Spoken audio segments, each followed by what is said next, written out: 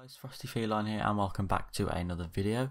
Today I'm going to be going over everything we know for the new Apex Legends Legacy update Season 9, and I'll be doing a breakdown of the gameplay trailer and also some stuff we have learned from people who have played the game early. So content creators and pro players have played the new season early and they've been sharing their thoughts and things about the new season on Twitter and YouTube videos. So I've kind of been watching a lot of the videos and I've kind of compiled everything we know so far. They will be releasing the patch notes on Thursday the 29th of April, so I'll probably do a video on Thursday going over them, and obviously we don't know everything until Thursday, but this is what we know so far from the gameplay trailer we got yesterday. So the first thing, and probably the biggest thing about Legacy update, as they're calling it, is the Arenas mode. So this is a permanent mode. It will be teams of 3, so it'll be 3v3. And the maps that we'll be playing on are, well, there's 5 in total. 3 of them are Battle Royale inspired maps, so they are taken from the Battle Royale and changed a little bit for the Arenas game. So we have Artillery from King's Canyon, Thermal Station from World's Edge, as well as Golden Gardens from Olympus. And then we also have 2 fully custom maps, which are Party Crasher, which is, as the name implies, Mirage's Voyage has crashed, and that looks like a really bright, vibrant map to play on. And we also have the Phase Runner map, which I believe is in World's Edge, and it actually has a little Phase Runner on the map, and that one apparently is the biggest of the maps. So yeah, those are the 5 maps we're going to be able to play on in this Arenas mode. In terms of how we're actually going to play, it is going to have a shop system similar to Valorant, CSGO and Rogue Company. So at the start of each round you will purchase your weapons, your abilities and any consumables you want. So the first round we will be given a set amount of credits to start with, and then from that point on you can get credits from winning the round, getting kills, as well as canisters which are dotted around the map, these crafting material canisters, and they will give 200 materials to each person in your squad. So that is how we'll be getting the materials. Now your items do not carry over between rounds. Even if you don't die, you won't keep your weapons or your consumables, so that allows you to kind of switch up what weapons you want to use each round if you want. There'll be care packages landing each round. These will be fully kitted weapons and the tier will increase each round. So the first round it might just be blue, then the next round it will be purple, and so on. You can upgrade your weapons, and you do this by buying the next tier. So instead of buying each attachment individually, you will just buy the grey tier first, which gives you all grey attachments. Then you'll buy the blue tier, which will upgrade them all to blue, and then purple, and so on. And it does say that you can select which optic you want for each weapon, which is good because we don't want to be using optics that we don't want. Now in terms of actually winning the game, you have to have a 2-win lead on your opponent. So you have to be at least 2 wins in front of them. So you could win 3-0 or you can win 3-1. But if it's 3-2 or 4-3, for example, you can't actually win that. You keeps going until one of the teams gets 2 rounds ahead, unless you get to 4-4, in which case you go on to round 9, which is the sudden death round, and whoever wins this last sudden death round will win the entire match. So this is to prevent matches going like super quickly, and it's quite an interesting system, and it should help to keep the games going a little bit longer and make those kind of final rounds quite tense. So I'm really excited to try this mode. I also want to briefly mention that your abilities are going to be bought as charges. So if any of you guys have played Valorant, it'll be like that. So you will start with some charges for your tactical, and then you have to buy them. So if you buy your tactical once, for example, you can use that once, and then you have to buy another charge. Your charges do carry over between rounds. So if you don't have a chance to use your ult that round, don't waste it, because you will get to use that charge in the next round. And at launch, we won't be having a ranked version of Arenas, but it will be coming in the future. Onto the new legend of Valkyrie. She looks super cool. I am probably going to have her as one of my mains. I just think she's really cool. So I'm going to be going over her abilities as well as some of her cosmetics. So she actually has kind of like 3 passives. First of all, she is a recon legend, meaning she can scan those survey beacons like Pathfinder and Crypto and Bloodhound. Her main passive, which everyone is excited for, is called the VTOL Jets. and it says hold jump to initiate VTOL jets. So this is kind of that hover jetpack ability that is kind of the signature of Valkyrie, I guess. It does say in the settings you can switch between hold and toggle for this. From what YouTubers have been saying, the hold option is a little bit better, but try them both out and just be aware that you can change it if you don't like your current setup. Now this sounds really like a strong passive on paper, but there are some drawbacks to it. First of all, you have limited fuel that you can use, so it works on a fuel system. You have so much fuel you can use, and then you can no longer hover, and apparently it takes a long time to recharge once you've fully depleted it, so you will have to be conservative of your fuel. Secondly, you fly quite slowly from what people are saying. Obviously, we can't see that yet, but from people that have played early, apparently it's quite slow, and it's also very loud. So you cannot stealthily fly up to someone and flank them. That's not going to happen. The next thing that people are very concerned about is, can she shoot while she's hovering? And no, she cannot shoot. So you cannot shoot while you're hovering. You can stop hovering and then shoot as you're falling down, but apparently it takes some time to get your gun out from when you stop hovering, and obviously it's very inaccurate shooting midair. It's just like if you jumped off a building and tried to shoot. It's not going to be ideal. So that's not a concern. She can use her tactical ability while she's hovering though, which I will get onto soon. And just for kind of a gauge on how high she can go, Apex Legends News on Twitter said that they managed to reach the structure next to the charge tower in the firing range. So I went in and actually looked for this structure, and I did find it, and it's pretty high. I'm quite happy with that. It's slightly shorter than a Horizon Gravity Lift.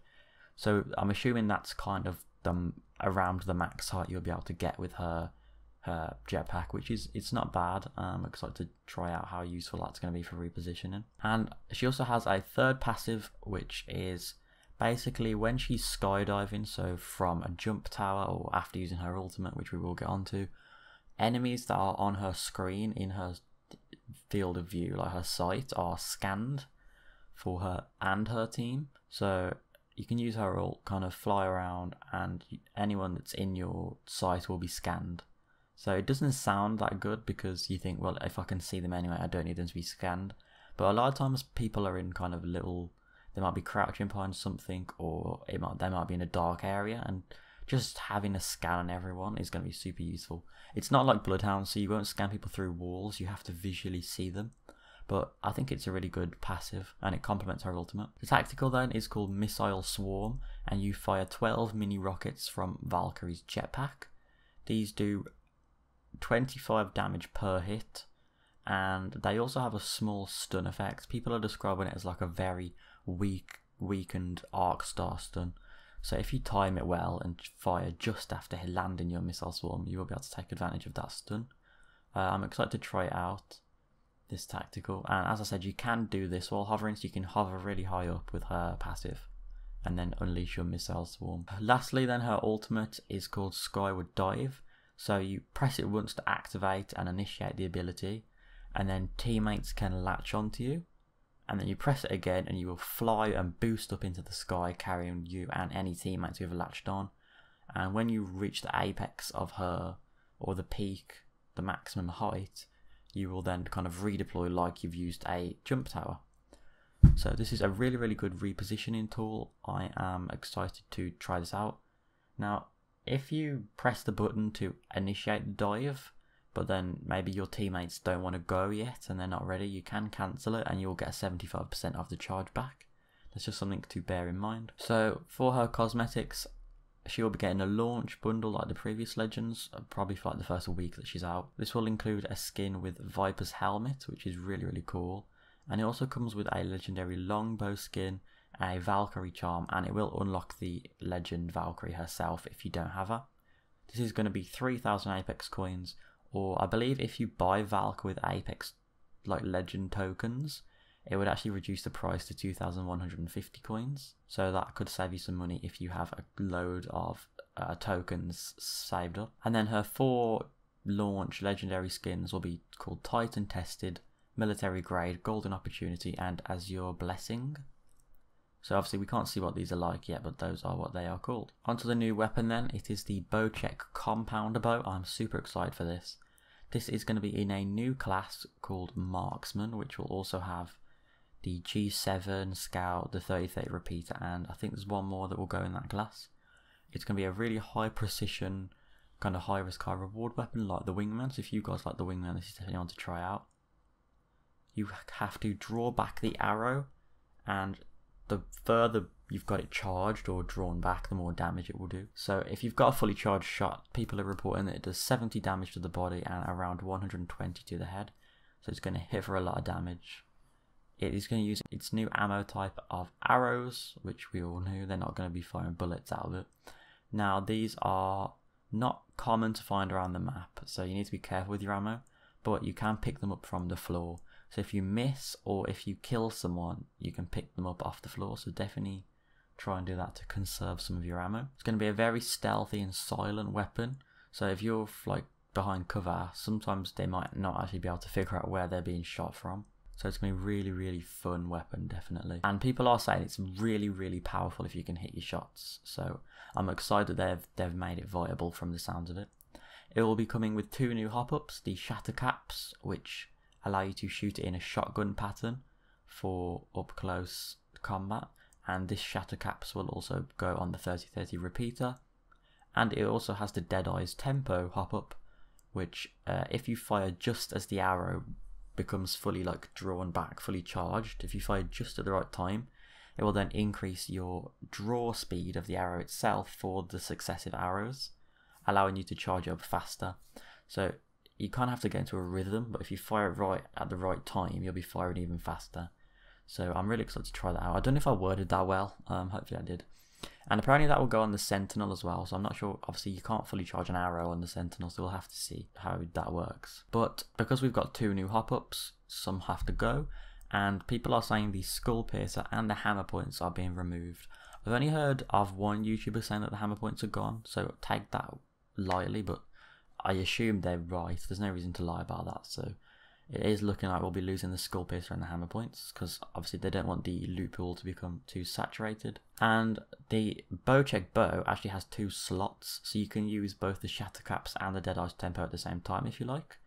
So that'll be fun. Onto the map update for this Legacy update. Olympus will be getting its Infested update. This is going to come with a new POI at the bottom of the map called Icarus, which is kind of being taken over by natural growths. And there is also going to be a vault there with high tier loot which can be accessed with a keycard. So that will be exciting to check out the new POI. I'm also going to be talking about some of the legend and weapon changes that we have heard about. So low profile has been removed. So this obviously is a buff to Wraith, Lifeline and Watson. They no longer have low profile. So they won't take that 5% extra damage. If they get shot in the leg, they won't take like full body damage. They'll take the reduced leg damage, which is really, really good. Lifeline has had her revive shield removed, so she can still do that auto revive, but it won't be with a res shield. But they have buffed her ult, so the cooldown's been reduced by 60 seconds, and you also are guaranteed to get some upgrades from it. So if it will look at your loadout and give you definite upgrades. I did also see on Reddit that one of the developers said they were buffing her tactical with 60% faster healing. No one has spoke about this, if this is actually going ahead, so we'll just have to wait for Thursday's patch notes to confirm that. Fellow Lobermains, we are finally getting some love for our favourite legend. So her ult is being slightly nerfed, 30-second longer cooldown, but I will happily take that, given that they are first of all fixing for the most part her bracelet. As we all know, it barely works, so that should be changed in the Legacy update. But they're also buffing it in the fact that you will have full movement speed while the bracelet is in the air, so you won't be slowed. And I also hope that means we can kind of slide and things, because that would be pretty helpful to evade bullets. And you also won't be slowed when you arrive at the location. So I can't wait to try low, but I hope we can use her a little bit more aggressively now with this new bracelet buff, so we'll have to see how that plays out. Fuse is getting a buff, so his knuckle cluster is going to have 2 charges and the cooldown is reduced from 25 seconds to 18 seconds. This is similar to what they did with Revenant a while back, giving him 2 charges on it. So this should be a nice little buff for Fuse. Horizon is being nerfed, so the strafe speed while you're on your gravity lift is going to be significantly reduced. So it should be a little bit easier to hit Horizon strafing around in the gravity lift. And the Mozambique is actually going to have 6 shots, which people are really overreacting about this, but I think most people aren't aware that hammer points are going. So overall, it's not going to be it's still not going to be an amazing weapon without hammer points. So do bear that in mind. We're also getting ground emotes, which is a small feature, but I'm personally really excited for this. So they are going to be third person, but there is some sort of anti-peek mechanic in place which prevents you from seeing enemies around corners. Each legend will have a default emote which everyone has for free, and then they will also have an epic and legendary emote you can craft, I presume. And we'll probably be seeing emotes in future battle passes and things like that.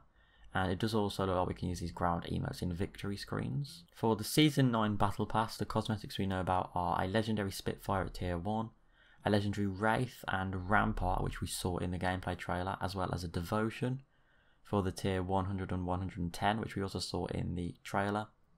And we also saw like an Octane kind of cat skin. This is apparently not in the Battle Pass, and we don't know how you get this yet, but people are guessing that we'll be getting this from doing challenges for the new arena mode.